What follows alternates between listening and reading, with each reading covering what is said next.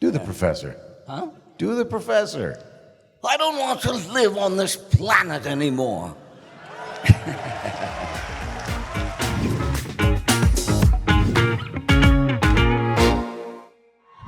Oh my, this is better than having me bottom dipped over and over again into a vat of the finest creams and oils.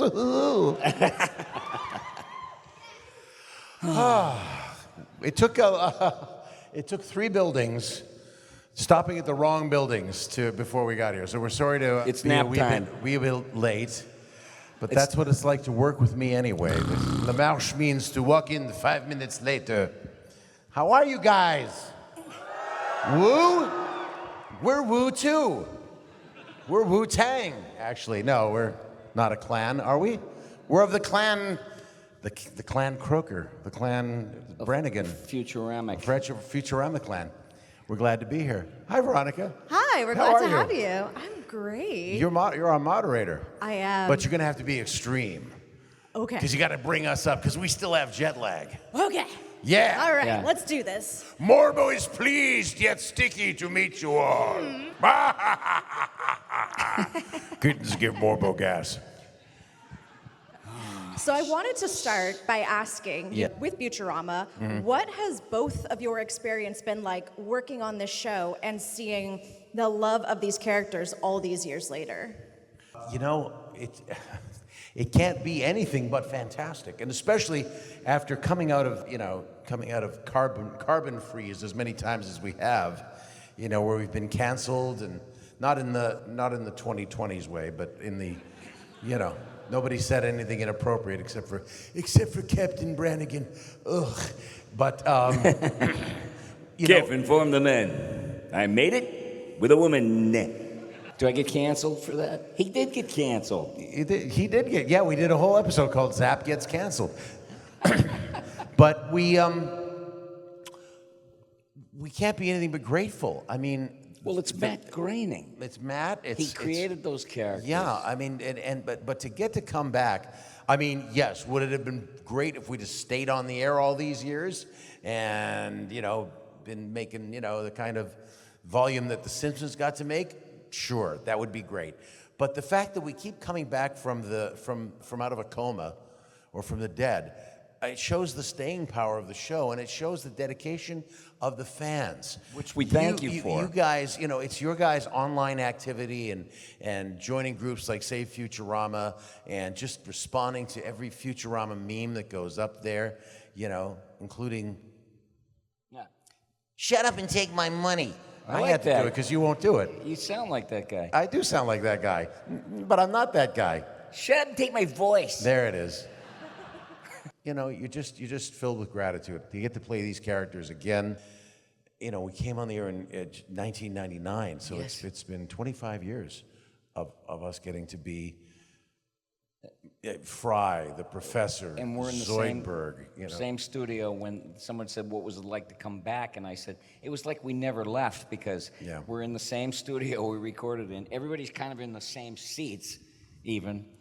Just a little older, a little slower. It was weird to come back, though, during COVID because they could only allow 2 or 3 of us to be in the room at the same time. So we didn't get the same sense of flow as when the 8 of us would be in like a horseshoe pattern and we would just read it like a radio play, it's just act breaks.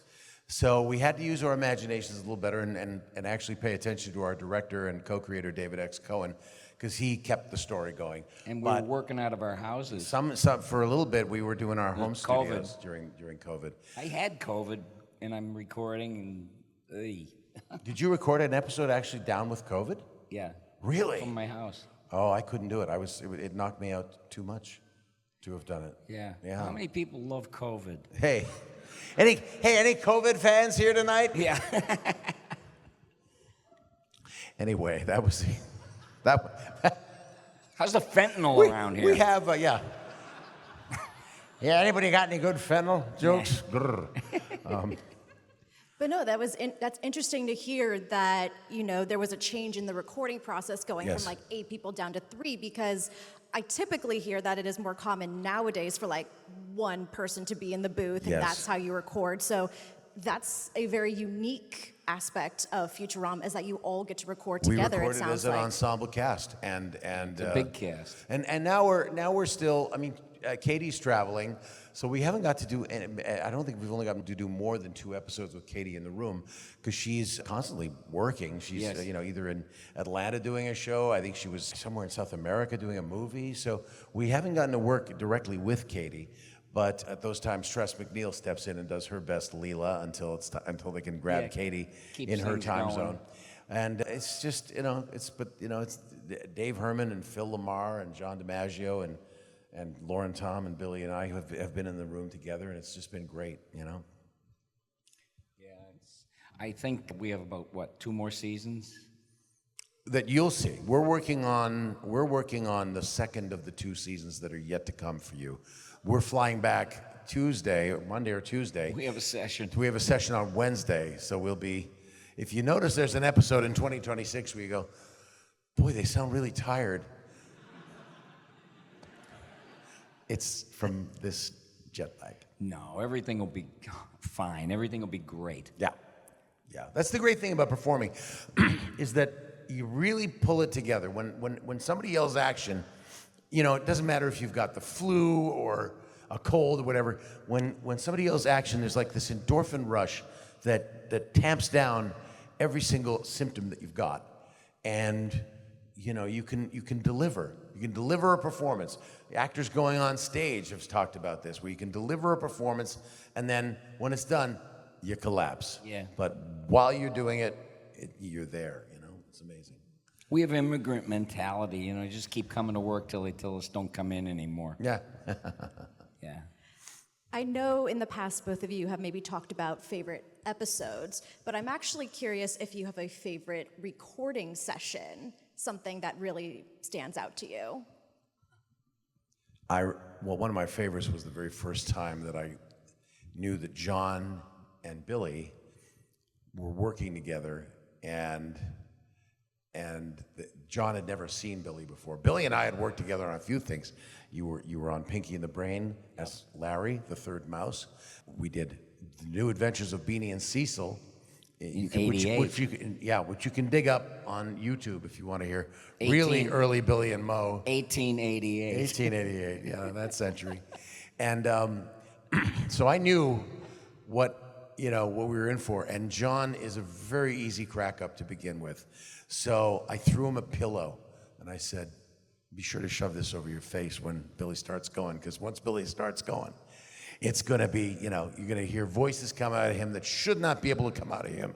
And I have no idea what you're talking about. Exactly. And Johnny was like, Yeah, he was dying. dying back and forth, rocking back and forth They with had a to pillow keep over his head. stopping the tape. Yeah. It's like, now you have to not make noise with the pillow, John. But that was a big fave. I remember that one vividly, and I always think about that when someone says, what was the favorite moment? Was watching John turning blue on Yeah, a couch trying pillow. not to laugh. I loved there was, again, early on, Matt was very much a part of the development of the show. Obviously, he created it, but I'm talking about finding the voices. And we recorded it actually on the Marge Simpson stage on the Fox lot, where they record The Simpsons. And Matt worked really intensely with me on developing the voice of Kif. He really wanted Kif to have, a certain quality. And so we stopped the recording, and Matt and I went off into a corner. He said, I want him to sound, okay, he's like if Spock had to deal with William Shatner instead of Jim Kirk. So the test line was, sir, I think the rest of the crew doesn't share your passion for velour, a well-known line. So it was one of the first things Kif says. So I did it as Leonard Nimoy, and I went, sir, it seems the rest of the crew doesn't share your passion for velour. And he said, okay, good Nimoy, but it doesn't sound like it would come out of that mouth. I want him to sound tired. And I was like, okay, I always thought Truman Capote sounded exhausted, so I did it like, sir, it seems the rest of the crew doesn't share your passion for velour. He said, okay, all right, but I wanted to sound pissier, like John Lovitz. So I went, sir, it seems the rest of the crew doesn't share your passion for velour. Again, I'd just done like 2 years on The Critic with John Lovitz, so I had a good sense of him. And he said, okay, now combine those two. So Kif became an amalgam of John Lovitz and Truman Capote. Little Vincent Price in there, too. I don't know if there really is. Maybe it sneaks in and I bit don't of know it. Liz Because I saved Vincent Price for Walt. Yes, Mother. Please slap the other two, don't slap me. So, But what Mo is saying is that that's the, like they say, anatomy of voice performance. Like you have somebody like Matt who created the character trying to explain, to wring it out of us what he's looking for. And our job is just give him what he wants. Just I mean, we're clay. That's you know, Yes. there's no ego involved. We're invisible. No. It's not about us. It's about the characters. So I just wanted to become whatever. And I don't know if Matt ever heard Kif in his head the way I did it, but I think I molded myself to the directions that Matt. And he was very happy with it, and they started making Kif and Zap a main feature of the show. And I know with Fry, it's just amped up you, right? Well, originally, when we were auditioning for Futurama, we went to the Fox building over on Sepulveda Boulevard in way West Hollywood. And I walked into that room, and there was 200 people sitting around waiting to audition. Yeah. And I went, oh, Jesus, there's Ryan Stiles. He's gonna mop the floor with this audition. And I said, well, maybe I'll stay. I don't know. And I did stay, and I sat with Matt and David Cohen. And I was supposed to audition for Zoidberg and the Professor, and just because I had seen a couple of pictures of them, I sort of knew what I wanted to do. The Professor is just a collection of doddering wizards and mad scientists, and what's the other thing, like wizards? And, yeah, and he was rickety because he's 147 years old. So I said, Jesus, he probably farts dust, And I played it up, and Zoidberg just had that look about him, and he had all that junk hanging off his mouth. And I said it would be impaired, It'd be like, I'm telling you, the definition of a smartass? A fellow that can sit on an ice cream cone and tell you what flavor it is. Silly. For some reason, people thought that was funny years ago. But anyway, they pulled out Fry at the last minute. I had no idea I was going to audition for Fry. Yeah. Yeah, because they had already cast him. Right. And so they pull out this picture, and I look at it, and I go, oh, Jesus, I had to pull something out of nowhere. And I said, maybe he's 25. I'm going to try and remember what I sounded like when I was 25, which was all whiny and nasally and complaining, and I was always loud, and I played in a band, and it was like, I broke a string, now what am I going to do? Everything was like, and he was needy, Fry, in a way, and he's all over the place, but his heart's in the right place. So he's a perfect match for Leela, who's strong and decisive. It just worked out that way. And it's that Matt Groening magic where things just kind of come together. Yeah, it's perfect. Yeah. What's really great about both of your portfolios of work is that even in a single project, you could be voicing multiple characters.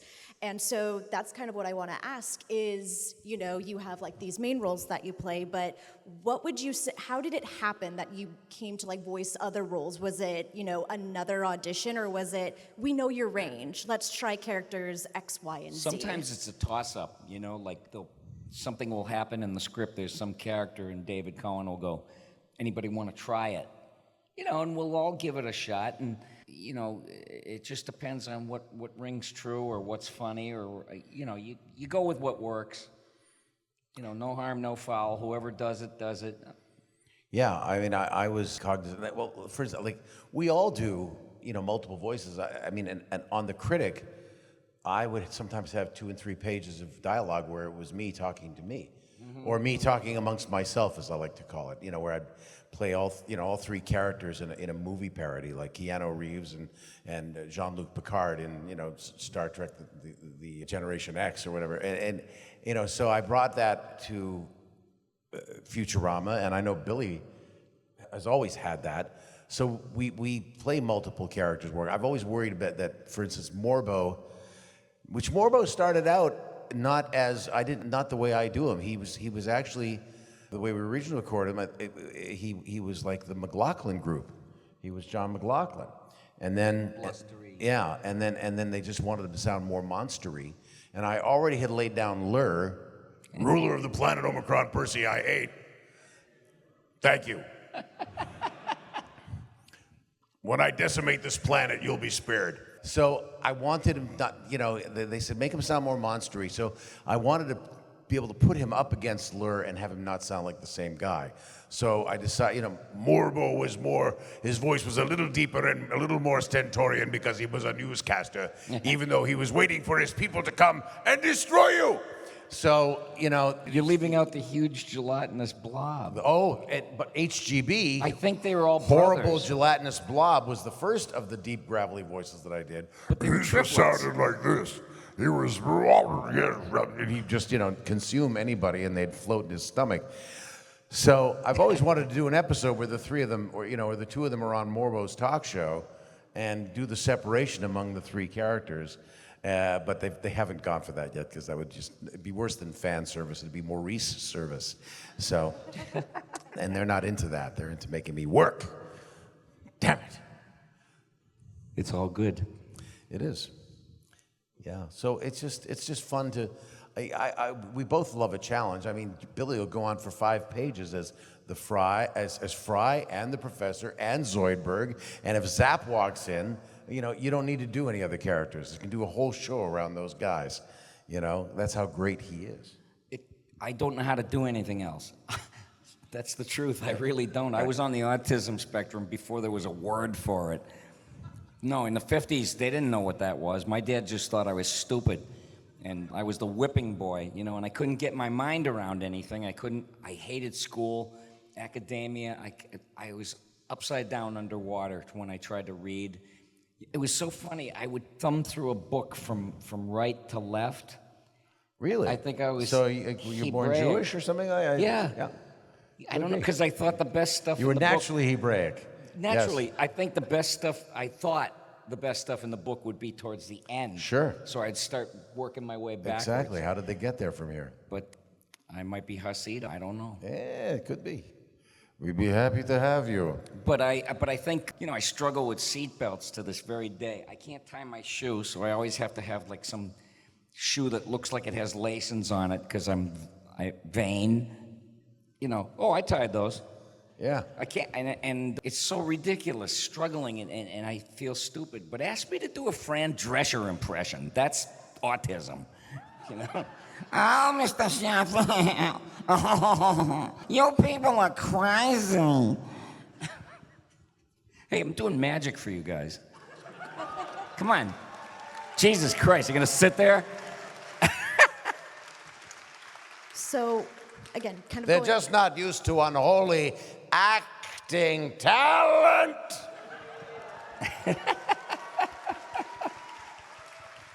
to kind of continue the conversation about the multiple voices, from what it sounds like when you're describing your sessions, it kind of sounds like when it comes to a scene, and even if it's you playing off of yourself, it's all your characters. It sounds like maybe you just go for it as opposed to breaking it down like, okay, I'm going to do all the lines of this character and then this character. Oh, no. No, That would be okay. boring.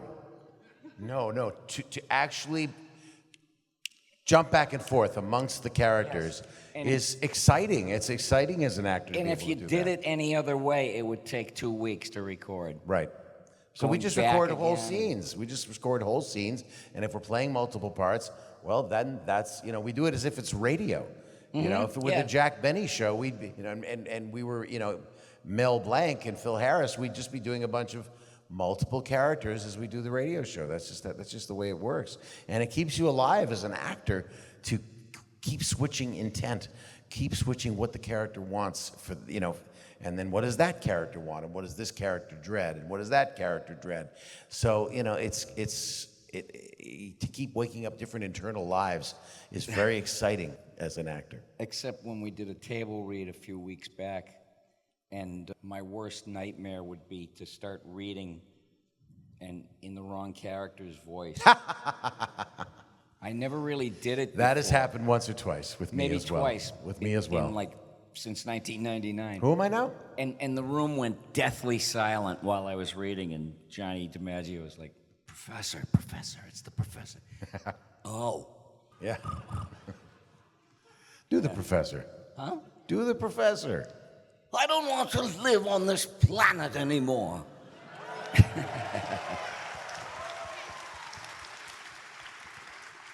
Yipes. If anyone's looking for me, I'll be in the anger dome. Oh, I know. There's a great line that he had. Someone reminded me. Who needs courage when you have a gun? The writers are our heroes. They're the best. We have the best writers going. They're so incredibly intelligent and well-read, and I mean, they're just versatile and amazing people. And how about their side habits? They're all like physics majors. oh yeah, no, math. we have more PhDs on our writing staff from Harvard and Yale. Comedy. And they write comedy. Bill Odenkirk, one of our writers, actually got all the way to his PhD. It was conferred on him, and the day he got it, he went, "I don't want to be a chemist.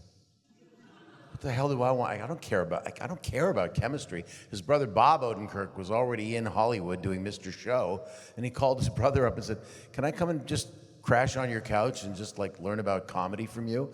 And then he became an Emmy-winning writer of The Simpsons and then Futurama. So these are the funniest scientists you'll ever meet in your life. If they ever decided to, to try to take over the world with their science and their humor, you would be in their sway. Wait, did I just do a character from another show? Uh-oh. Am I going to get in trouble for doing the brain here? I don't know. That's okay. He's having fun. You guys are chomping at the bit. You want to ask a question or something? Are we doing questions?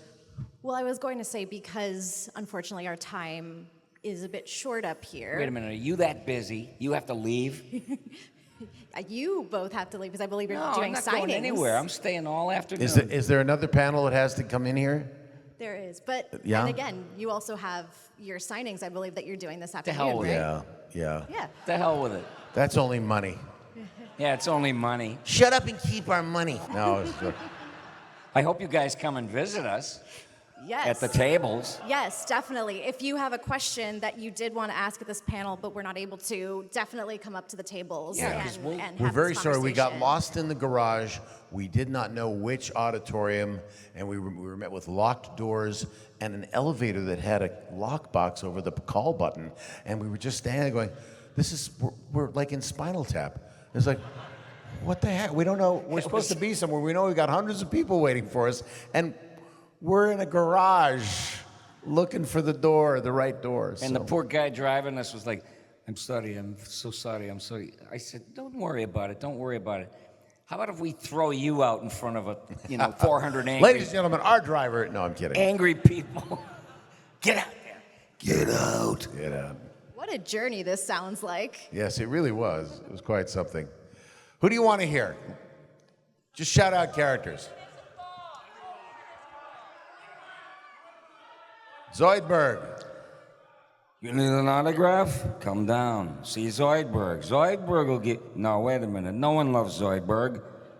No one cares about... They only care about... Everybody loves Zoidberg. No, don't lie to Zoidberg. Let's give us some Zoidberg love. Don't lie. Make Zoidberg feel good. Don't lie to Zoidberg. They only care about that stupid Fry or the robot. You mean Calculon? Not that one. robot? No, the other idiot robot. Oh, all right. You mean Blender? Blender. He has an extra go-to 10 line, apparently. There you go. Now, I may just be a simple country hyper-chicken lawyer, but I know when I'm finger-licked. Aroo. My vice president, the headless Agnew, who can still make sounds. Aroo. Yeah, two monsters. They were just regular guys, but they were like evil men, and so it's very easy to turn them into... Yeah, the world had... You have no idea what it is to have an evil president. That hasn't happened in a long time. Wait a second. Yeah, let's attack Vietnam. An undeclared war will make a fortune. That's the way it went. We have already seen too many body bags on ball sacks. Pathetic human race. You made it only easier for us to absorb by arranging your information in alphabetical order. And now, me am leaving for no reason. Me am the greatest. Yeah. Woo! He's doing magic. Again. I think my most obscure one, though, is got to be, what do you want from me? I'm a porno-dealing alien. The one that always cracks me up, no lie, is the clamps. You want I should give him the clamps, boss? Clamp up a damp. No clamps. No clamps. You know, Dave Herman has some really good characters. Oh, my We have God. to mention Dave. He's the one that we can't keep a straight face. When he gets going with any new character, because he's got such energy. He does Scruffy normally, Hilarious. but he also does Roberto, the Roberto, stabbing the insane robot. yeah. Who has a gun that shoots knives. Yeah. Yeah. I can't hit that I can't pitch. do it either. It's but amazing. He's a genius, that guy. We love him. We love him so much. And then there's Exploding Eddie, or was it Malfunctioning Eddie? Malfunctioning The Eddie. doctor says you have made great strides with your exploding problem. Then there's Tress MacNeille. Oh my God. Tress MacNeille is, to my mind, we all look up to her. Yes. I mean, it doesn't matter, male, female. She, to me, is the most versatile voice actor in the entirety of the voiceover business. Yeah, anybody that asks How me, many- I always say the same thing. How many people do you know? How many actors do you know that do 5 gravelly voiced ladies on 2 different highly rated shows, and there's separation and distinctiveness to each of them? Yeah, I mean, she's the so crazy brilliant. cat lady doesn't sound like Skinner's mom, who doesn't sound like Mom on our show, who doesn't sound like Hattie in Brent Bender and Fry's building, who doesn't sound like Petunia, the kind of, aged woman of loose morals. They're all Tress. She uses a very similar voice print, but they each have such separation. She's so good. She's always blown me away. I mean, ever since I met her, she was doing a lot of utility stuff on Hysteria. Yeah. And, they were just like, she would just pick these peripheral showbiz characters like she did Judy Holliday. Yeah, great Judy Holliday impression. Yeah, which is a movie called Born Yesterday. And I know they did a remake, but the original, go see it on YouTube. Yeah. And Tress can pick up on the innocence of a character or the brashness. Yeah. She's an amazing actor. That's the amazing. Yes. It's not just about voices, because all of those 5 gravelly voiced ladies I mentioned all have, as I said, the same voice print. But the fact that she can play them from the inside and give you a soul for each of them is what makes her a great actor. And that's when people ask, and people do line up, do you have any tips for voice acting? I want to get into voice acting. I always say, become a good actor first. It's small V, big A, voice actor. It's not about voice actor. Yeah. So. John DiMaggio does multiple characters, too. Yeah, he's great. He does Sal, the pizza, The pizza guy, and he does. And he does Randy. My biggest fan. Whenever I come back, I hear from Randy. Calculon's back. Hey, everybody, Calculon's back. We hate doing other people's characters, though, because we actually have our own characters that we could do really well for you. But we run out of gas in about Right. 9 minutes. There you go. I know our time was a bit short, but anyone who wants to continue this conversation, continue Follow hearing us. these Come to our voices. tables, ask us questions. You don't have to buy anything. Come on, we'll give you a ride. Although it's nice if you do. Hop in the truck. Come on over and see us. We're down in the Yeah, autograph we'll give area. you a We're just ride gonna down.